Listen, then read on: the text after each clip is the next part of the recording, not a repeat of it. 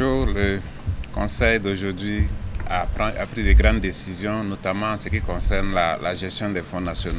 Il faut dire que l'État a mis en place des fonds nationaux pour accompagner le financement des entreprises structurantes pour notre pays. Le constat qui a été fait est qu'il y a plusieurs fonds avec des thématiques différentes. Et il se trouve qu'il n'y a pas une bonne coordination entre ces différents fonds.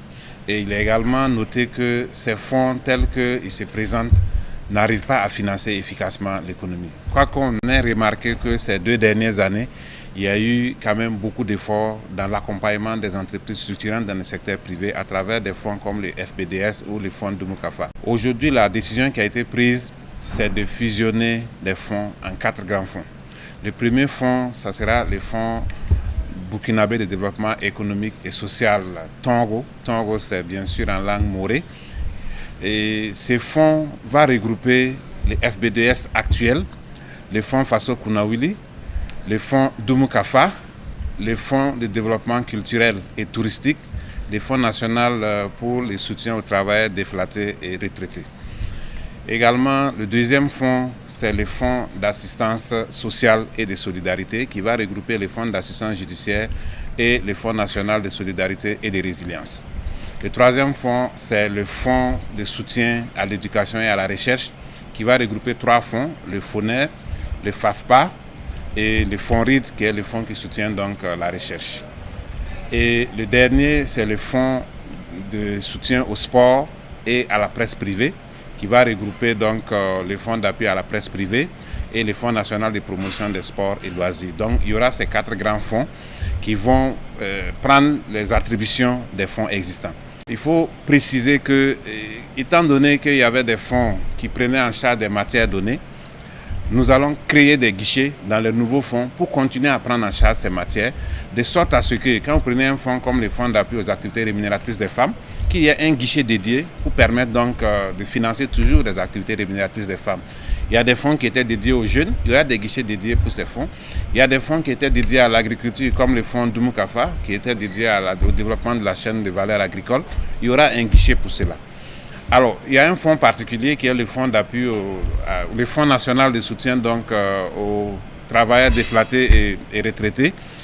Il faut dire que pour ce fonds, ce qui se passait, c'est que les travailleurs déflatés avaient des taux préférentiels. Donc, des instructions claires ont été données pour que, quel que soit le guichet où les travailleurs déflatés et retraités se présentent, qu'ils puissent continuer toujours de bénéficier du même traitement préférentiel. Donc cela va permettre à ces retraités d'avoir d'ailleurs beaucoup plus de possibilités parce qu'avant ils n'avaient qu'un seul fonds où ils pouvaient s'adresser, mais maintenant ils pourraient s'adresser à tous les fonds, mais bien sûr aux mêmes conditions qu'ils avaient avant. Ces grandes décisions qui ont été prises vont permettre une meilleure gestion des fonds et une mutualisation de tous les services administratifs. Ils vont permettre aussi de donner plus de capacité aux fonds pour pouvoir financer des projets structurants. Et des instructions fermes ont été données pour que les projets à mettre en priorité soient des projets de transformation, notamment de transformation des produits agricoles, mais également d'autres projets, mais essentiellement axés sur l'industrie, notamment en ce qui concerne donc le Fonds burkinabé de développement économique et social. Donc c'est vraiment pour accompagner toute la dynamique d'industrialisation. Vous avez dû constater que ces 2 dernières années, il y a eu beaucoup de développement industriel, que ce soit donc au niveau de l'État, mais également au niveau du privé.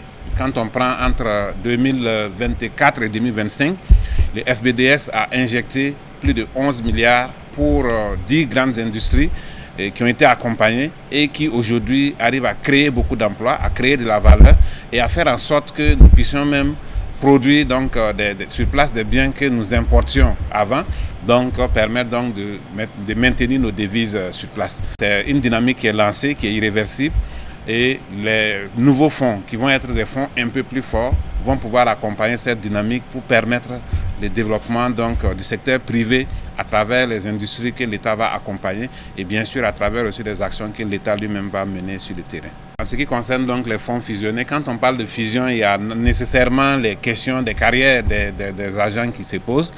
Aujourd'hui, tous les fonds ont soit du personnel recruté, des contractuels, ou du personnel mis à disposition par l'État, donc des structures étatiques. Ce qui va se passer, c'est que l'instruction est claire, tous les emplois seront préservés. Maintenant, nous allons essayer de voir comment optimiser de sorte à ce que les travailleurs puissent se retrouver dans les fonds où ils peuvent apporter le plus. Et s'il y a la nécessité de déployer certains dans d'autres structures de l'État, ça pourra se faire de sorte à ce qu'aucun travailleur ne perde son emploi, mais que les fonds puissent être gérés de façon efficace.